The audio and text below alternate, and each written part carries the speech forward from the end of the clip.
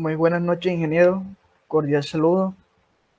En esta ocasión daré una breve pero muy buena explicación del uso del laboratorio de la guía número 3, que en este caso hace referencia a líneas, equipos potenciales y campo eléctrico. Para esto usamos lo que fue el laboratorio de Colorado, en este caso, para ser más preciso, el que fue de cargas y campos. La abrimos y le daré una breve explicación de cómo fue su utilización. Para esto marcamos, en este caso, las grillas, que son estos recuadros que nos van a marcar, por decirlo así, unas distancias.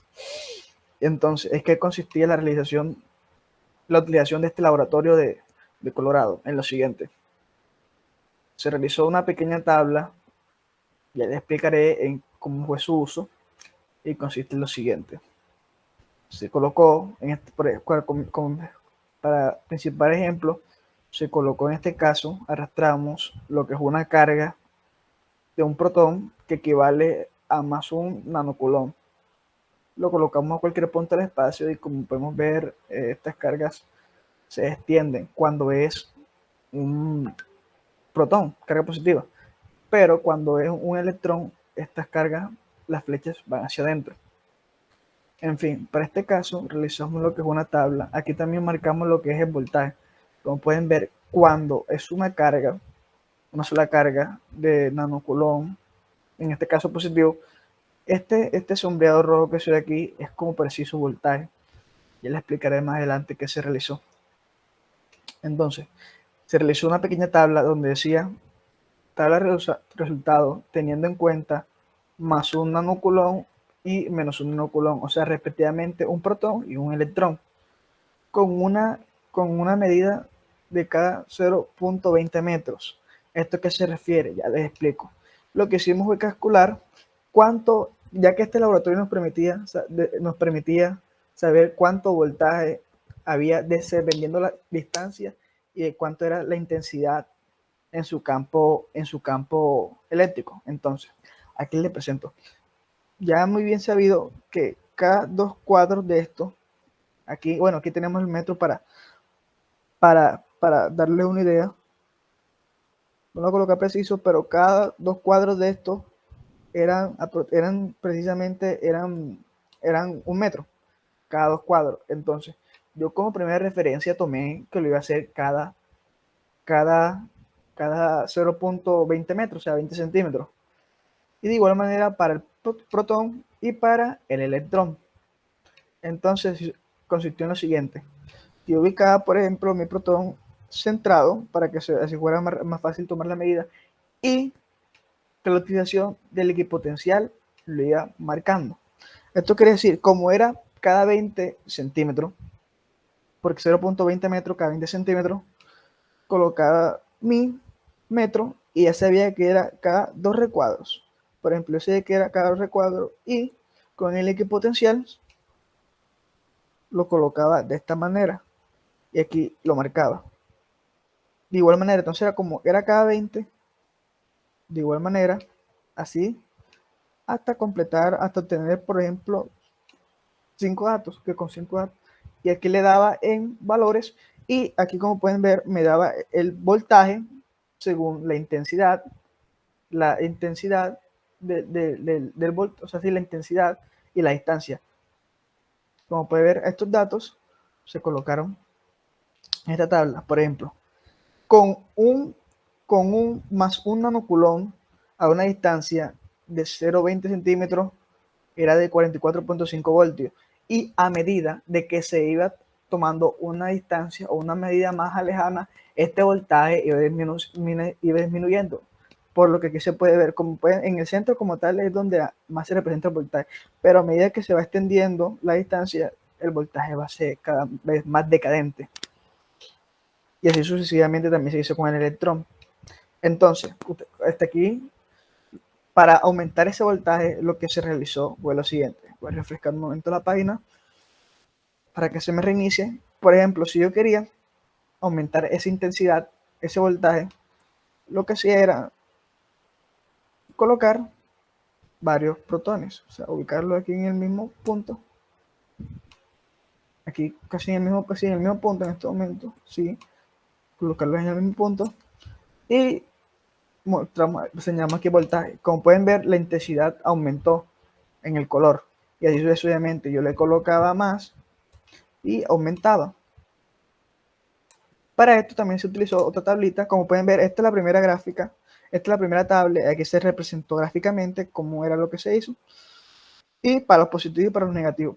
Y acá ya era otro. Ahora bien, se realizó otro experimento ya usando cargas de 5 nanocoulomb y menos 10 nanocoulomb, que los 5 nanocoulomb corresponden a los protones y a los menos 10 nanocoulomb corresponde al electrón, a una distancia en este caso mayor, que para los protones cada 0.50 metros y para los electrones cada 1 metro. Y se tomaron los datos de igual manera. Por ejemplo, si es si los protones, ya era cada 1.50. Sabemos que es aquí porque sabemos que cada 2 recuadros es 1 metro. Entonces la mitad vendría siendo aquí y tomamos los datos. Ya viendo, por ejemplo, si eran 5 más 5 nanocoulomb, se colocaban 5 cargas. Y se tomaba el voltaje. Y lo que varía por lo general, el voltaje era el mismo correspondiente a los protones y los electrones. Lo que cambiaba era que uno era positivo y otro era negativo. Y con esto se concluyó,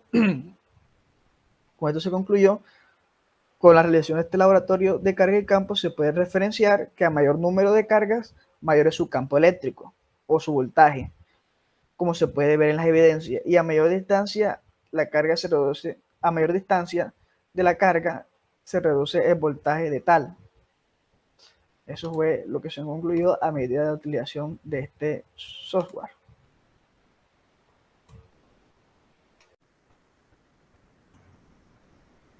Tenemos un ejercicio que nos plantea utilizar la ley de Coulomb para hallar la fuerza ejercida sobre la carga de 40 nanocoulomb de las siguientes figuras separados por 30 centímetros cada uno.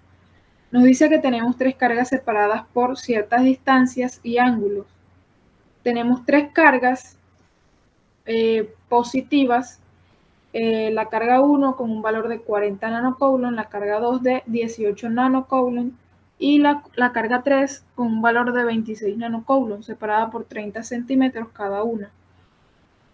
Utilizando seno y coseno para hallar las componentes y la ley de Coulomb para hallar la magnitud de las fuerzas que las cargas ejercen sobre la carga a la cual se le desea conocer su fuerza resultante.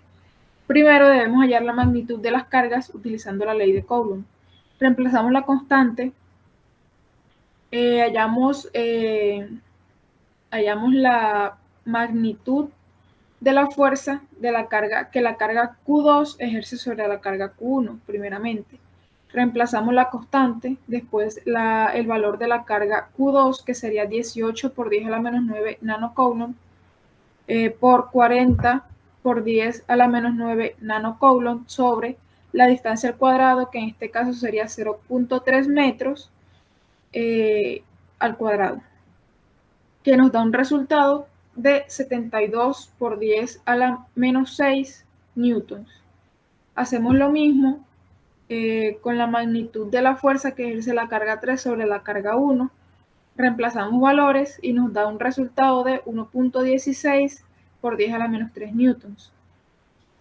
Al tener el valor de la fuerza en vectores, seguidamente procedemos a hallar las constantes del valor del vector que no reposa sobre el eje X ni en el eje Y, sino que está diagonal a la carga 1, que está a 47 grados, que nos da el ejercicio, que sería nuestro ángulo de apertura, que está a 47 grados de la carga 3. Procedemos a hallar la fuerza que ejerce la carga 3 sobre la carga 1 en su componente X. Aplicamos seno por la magnitud, dando como resultado 0.70. Igualmente, para la componente en Y, aplicando coseno por la magnitud, dándonos como resultado igualmente 0.70 newtons. Después de hallar estas componentes, procedemos a utilizar Pitágoras para hallar la magnitud de la fuerza resultante, haciendo la sumatoria de las fuerzas al cuadrado. procediendo después a calcular la fuerza resultante con un resultado de 1232 por 10 a la menos 3 newtons. Para finalizar y hallar el ángulo de dirección del vector, utilizamos arco tangente, que sería igual a opuesto sobre adyacente y nos da como resultado un ángulo de 45 grados.